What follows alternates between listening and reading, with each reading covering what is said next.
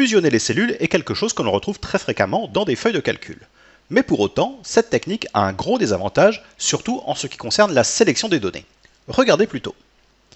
Si je prends ce document, j'ai ici par exemple les jours de la semaine 40 et ici de la semaine 41.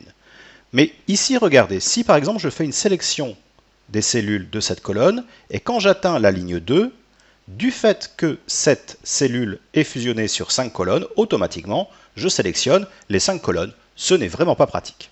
Alors qu'à l'inverse, si je vais dans l'autre tableau ici, et que je fais exactement la même manipulation, je sélectionne, je remonte, mais ici, quand j'atteins la cellule J2, eh bien je ne sélectionne pas du tout les 5 autres colonnes.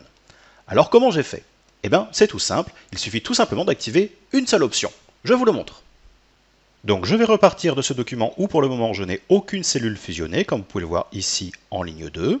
Et pour fusionner les 5 cellules ici, il me suffit de les sélectionner et d'activer le menu Fusionner et centrer. Et là de cette façon, effectivement, on voit bien que la valeur S40 est bien au milieu de ma sélection, mais de nouveau, quand je fais une sélection multiple, le fait d'atteindre la cellule fusionnée entraîne que je sélectionne toutes les cellules. Alors qu'ici, ce que je vais faire, c'est tout simplement de la même façon sélectionner les 5 cellules, mais ici, je vais appeler les options d'alignement. Et ici, dans alignement, je vais dans horizontal, et j'ai ici centrer sur plusieurs colonnes, tout simplement. Je fais OK.